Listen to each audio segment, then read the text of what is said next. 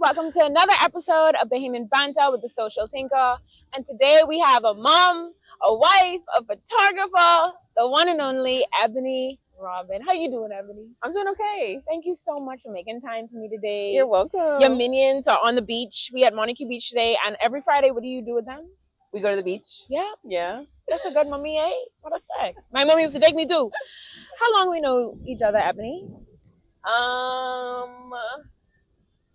I don't know. It's been a while. It's been a long time. It's been a while. Ebony shot my graduation and my graduation party when I was 17.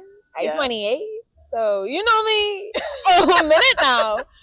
Which brings us into how did you even get involved in photography, capturing moments and memories? That's a loaded question. I would say my grandfather was a photographer. Please tell the people who he was. Ernest C. Withers. Mm-hmm. My mother actually opened up a museum and gallery in his honor in Memphis, Tennessee on Beale Street. I've yet to see it. I cannot wait. WithersCollection.com, I think, is their website. We will plug that in there. Don't quote me, though. I don't know. But yeah, so I just grew up with the camera always kind of in our face. He would take pictures of everything. I remember growing up, we would go to his gallery showings and stuff like that. But for me, I guess when I officially moved to Nassau. Because you grew up and you were raised in... Yeah, born in Chicago, raised in South Florida. So where's the Bahamian roots come from? My dad is Bahamian. Mm-hmm. And then vacation, summers, we would be in... Where would we be? Exuma, Harbor Island, Freeport. He's from Grand Bahama, 8 Mile Rock. So that was kind of where we would always kind of vacation and so forth. So I met my husband during one. So, that's how you get it. Yeah. Mom, bring her to the. Okay, good. Yep. Quick math. Yeah. I met him and we dated long distance, and then I moved here in 2009. And then you guys moved back in 2001. And then you guys moved back. Back where? Here. 2001. Wait, y'all moved to Memphis? 2009. We got married. I moved here. Right. Was here. Then I got pregnant and decided to kind of have the baby where my mom is in Memphis, Tennessee. What year was that? 2011? 2018. Oh, 18. Okay. 2018. Had Harper. And then afterwards, the pandemic happened. Yes. So we just were like, you know what? Let's just kind of stay put. Some opportunities happened within the museum that kind of allowed for us to kind of stay put. That's so cool. And we decided to say, let's try this for a time. And the pandemic happened. And then after 2.5 years, we're like, you know what? This has been fun, but home is in Nassau. And that's when you guys had Reese. Yeah, Reese. And then he was born in 2021. And then that's when you guys are going to have, no ma'am, that's it. Any playing? No more. And so photography was a part of your childhood, and now it's a part of your kids' childhood. Yeah. That's so special. Yeah. Because I see all the work that you do. What style of photography do you do, first off? I would say that I do mostly family photography, destination weddings. You do newborns. Is that on the family? Or you are done with that right now? I did it, but I haven't been doing it as much. Okay. Yeah. That's fine. Yeah. So do you I would miss say it? It's even 5% of what my business is right now. Yeah. Do you miss it? You did the coolest newborn pictures ever. The hard part was, and I feel like maybe when I became a mom, I realized just how sensitive got you my subject is. And then it was sometimes 3 and 4 hours posting the baby. Really? Yeah, it's a long session. Oh, I didn't even think of that. Yeah, it's a lot. So you have to make sure the baby is fed, comfortable. The best time is before 14 days. So really? Yeah. Ooh. So you're dealing with little itty bitty. Yeah. Okay. So, Understood. Yeah. And so now you shifted into where you have adult subjects. Yeah. In love, from engagements to weddings, but you also shoot like cute table decors. How did you get into that space? Oh, yeah. So I would say almost maybe 25% of my business, I would say that I am a interior. Well, no, not interior. What is it called? Stage photographer? Because I mean, it's staged decor. I don't know. Yeah, like a decor photographer. Yeah. So different companies. One of the companies I worked with pretty often is wildflowers. Shout out to Wildflowers. I love their team. So taking pictures of the decor. So oftentimes as a photographer, there's so much going on. Right. And your focus is on the people. Correct. Yeah. So you might have your second photographer, you might have your assistant kind of pop in and take, a few shots of the decor. Right. But thousands of dollars go into decor. Absolutely. Decor in itself. Yeah. So they want it to be a part of the memory. Yeah. That makes plenty sense. But even the company, so that they're able to kind of sell the product again. Yes, it's a part of content. So you brought to like that marketing aspect of what they want to show or display, what they're able to do. Yes. How has being a mom, being a wife, how is that channeled out differently into your work? I do find, so I would say a big part of my business right now is family photography. So a lot of people locally, a lot of my clientele that travel from abroad, they come for family vacations. And I think since the pandemic, it's been like generational. So it's grandma, grandpa, aunts and uncles. That's so special. Wow. Yeah, grandchildren. So I would say that a majority of it's just capturing what happens. Oh my. I forgot what you asked me. No, it's okay. I asked you how to connect. How does connecting being a mommy and a wife now? Because when you started out photography, you were I'm thinking you were married. That was when you started. Yes. Although it was a part of your life forever. And then being a mother now, and no longer doing those newborn pictures, you're really more so catered towards just the family dynamic. So how has that changed for you in your approach? Yes. Okay, thank you. That's where I was going. See, that's mommy brain. That's a mommy brain. I think that's mommy brain.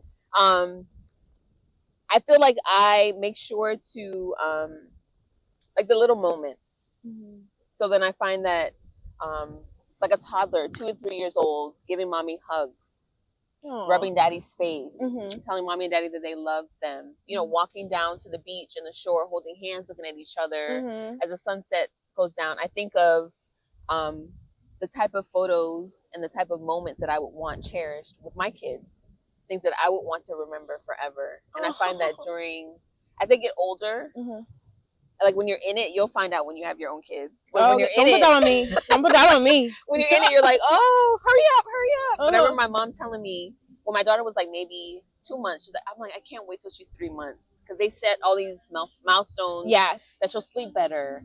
And then I'll be able to understand. My mom's like, enjoy it as it comes. Because she said before you know it, time will just escape you. And look at Harper now. Harper's she's almost 5. 6. Yeah. She's almost 6. So then within my clients, I see that. Like and then my return clients. Oh, you have return clients? Yeah. That's beautiful. I'll have clients that start sometimes, like every year, they're coming here for vacation. That's so beautiful. Yeah. So I'll see them as they're like 3 and 4. You're the family photographer? Yeah. So sometimes, I think my oldest client right now is maybe 12.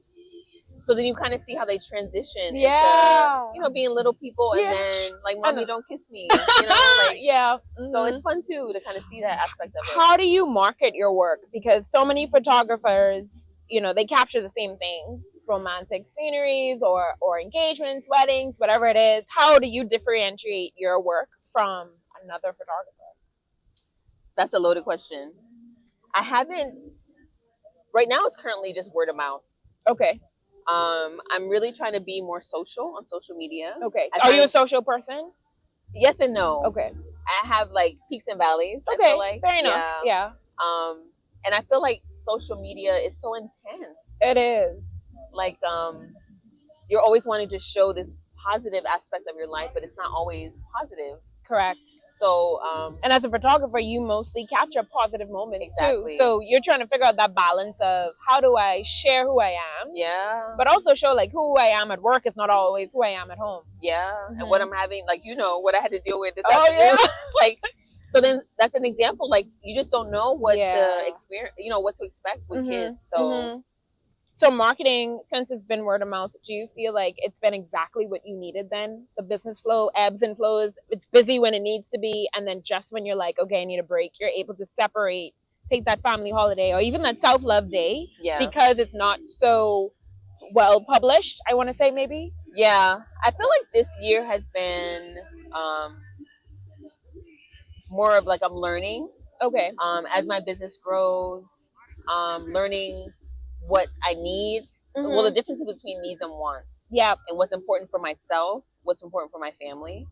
So I did realize, like, towards the middle of the year, I was getting like burnt out because of just demands within my business, demands as a wife, demands as a mother, and it was exhausting. So I realized,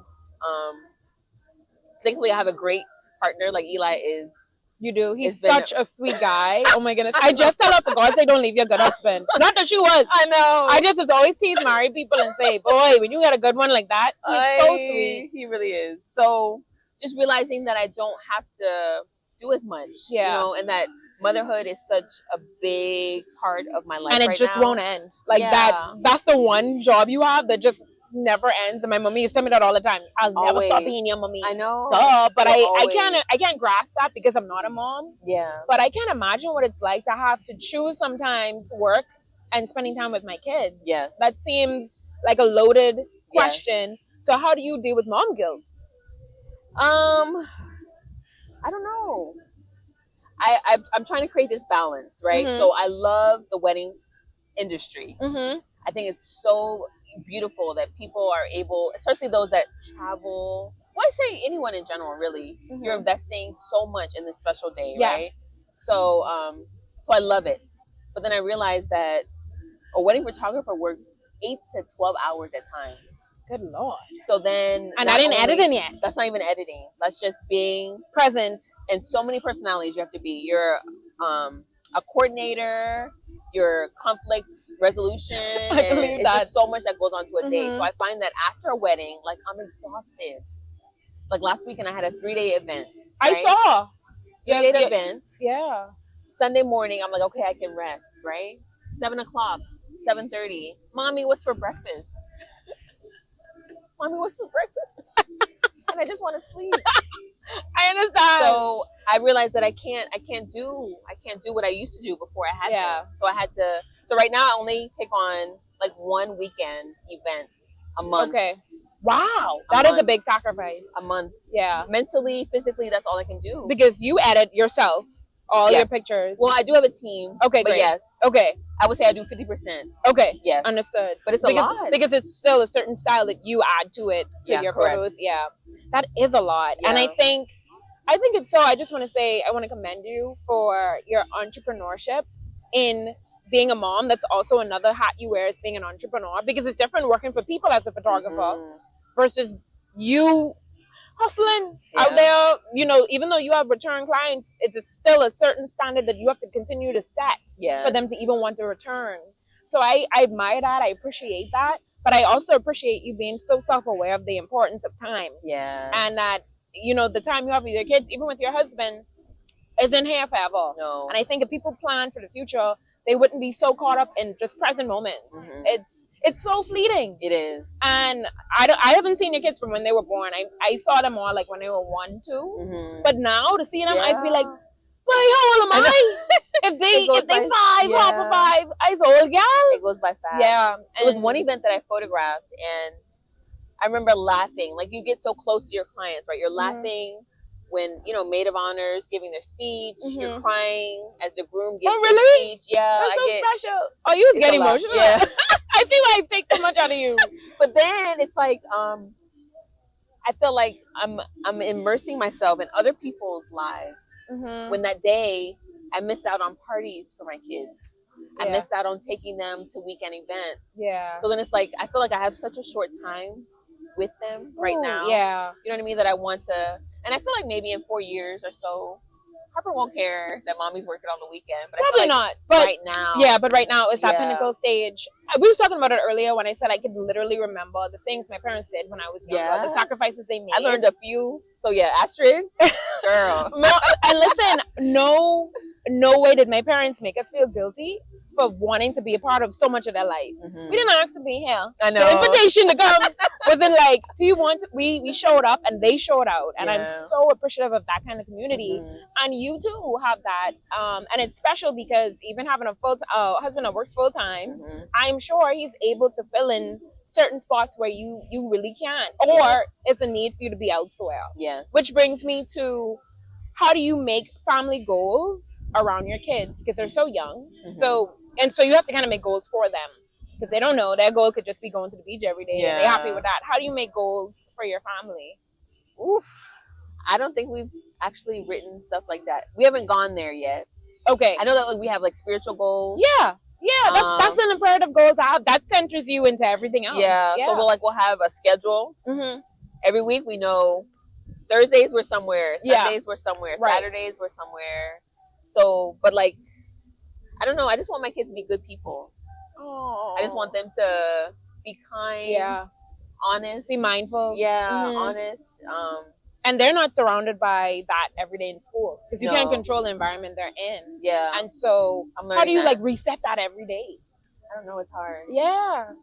And I'm asking you these questions because I think you had shared that you don't know sometimes how to be like how much to share on social media, mm-hmm. and I think share the thing the most that you actually navigate, mm-hmm. because it's honest. You don't really have all the instructions. You don't come with an instruction manual on how to raise a kid, mm-hmm. but I feel that's what people connect with. I had this week a really good friend of mine reach out to me and she said, how do I not feel so vulnerable when I expose myself on social media? And I said, you have to figure out what it is that you're vulnerable about and don't share that. Mm-hmm. Don't allow social media to be the guide to tell you, mm-hmm. this is what you are most vulnerable about. Get to know who you are. And I think you know who you are. Yeah. You are strong in who you are, whether that's a wife, Ebony Robin the photographer, a mom. Mm-hmm. And so either you share that aspect of what you're sure about, or you share the things that you still, tinkering with, trying to figure out. Yeah. And there's no judgment to that. Yeah. And the people on social media who would say anything, it's most likely people you don't know. I know. And people who don't know you. Yeah, that's true. And so